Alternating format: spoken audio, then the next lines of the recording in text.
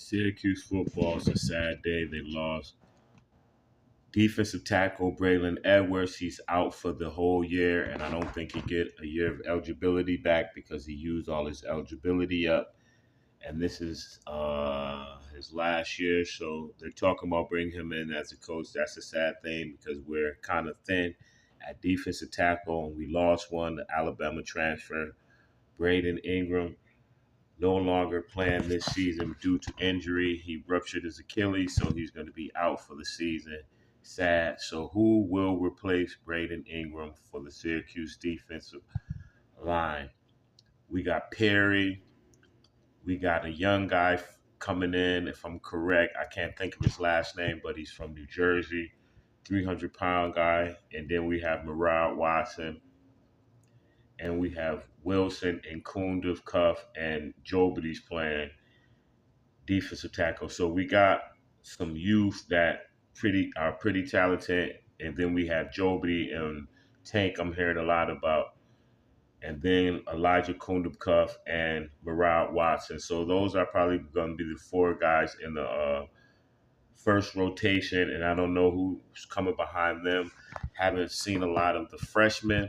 He's not getting a lot of reps yet out of New Jersey, so don't know what he's going to contribute to the defensive line this year. So I'm going to stick with the four guys that I named to be up front and get most of the snaps at defensive tackle unless someone else emerges out of the blue.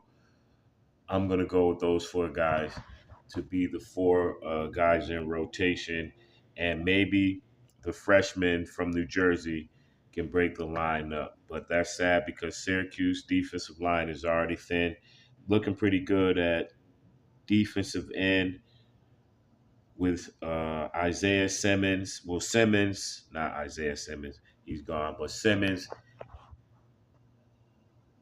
at defensive end with Lassane, Joseph, Diggs, and I'm forgetting the guy, Jaquez at defensive end, and Amo Parola, also an up-and-coming freshman, very aggressive at the defensive end position. So we had a couple of guys up front. Then we have a couple more freshman DNs that can possibly crack the lineup because they show the potential to play. They have the speed and the strength.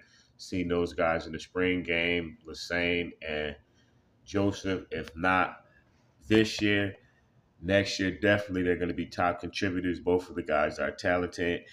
Top speed coming around that corner on the edge.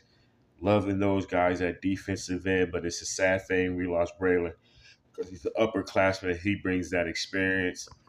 But who knows? One of these freshmen, Perry or Murad Watson, can emerge. Kunda's Cuff is a pretty tough guy, and Joby is pretty good. So who knows? And Tank is still up front. So who knows who can emerge to be one of the stars up front and will this defense to more victories by staying busy in the backfield. But Syracuse always played with injuries. Hopefully this is the last one. Definitely we need to get started, and we need all the guys on deck. So losing guys is definitely a pitfall for Syracuse because we don't have a lot of depth unless one of these freshmen emerges as a superstar off the bench. But who knows? Just going to keep chucking. But definitely we're seeing that a quarterback is emerging at the second string spot, and that's the coach's son, AJ. Deep ball look good, intermediate passes look good, and he has the legs to get away from the pressure in the backfield. So he's looking good. Jakari Williams looking good. Carlos Del Rio Wilson is coming along, but he still has a problem where he like to make throws that he shouldn't. Instead of being patient and letting plays develop, he forces passes. So who knows? It's looking like Anthony Johnson is going to be the backup quarterback to Kyle McCord, and third string is going to be Del Rio Wilson, and probably later in the season we'll get to see more of Jakari Williams because they are bringing him along for the next year to be the face of the program, as Fran Brown says, unless the new incoming freshman Luke Carney and Beeline can strip him of that position, or they get a guy out of the transfer portal. But Syracuse is in a good position as of right now. Hopefully, we can fill that position or void at defensive lineman with another one of these young guys who coming up. Perry's look good. He's quick. He's explosive. And Mariah Watson definitely could be a run guy because I see he's not as quick as Perry, but he definitely can hold his ground at defensive tackle, so he can stay there to be a run stopper. But it's going to be a tough season, and like I said, we have a lot of wide receivers that can get open, from slots to outside to tight ends who can create separation to get open. So Syracuse is in a good position, and they have a lot of talent on the offensive side to get in that end zone with a seasoned quarterback as Kyle McCord.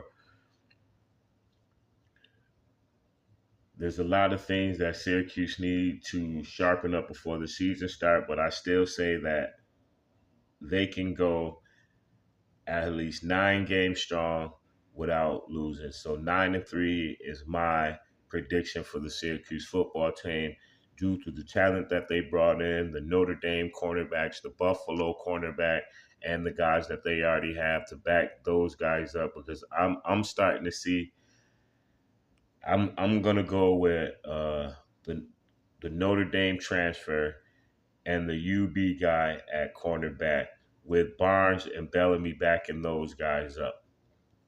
Deuce Chestnut is still at safety, but then they brought in Washington and they have the young guy Kerr, who Fran Brown said is looking good, and he can steal some snaps due to the way he's been showing up in camp. So promising looking season. We just got to keep our heads up and hope these guys put it together for we can have a winning season, because I know one thing, I'm tired of the losing seasons, and we have the talent. We just have to see how this coaching thing goes under the tutelage of Fran Brown. But everything now up to this point is looking on the upside, from the guys we brought in, the transition in body from last year to this year. Guys are looking like basically ACC players. They have the line changes, and one guy I want to make a shout out for, or two, Big Witherspoon is holding his own in practice. I seen him go up against Fidel Diggs and all the linemen, and he's looking like an NFL guy. No guy, once he get his clamps on you, you're stuck with him,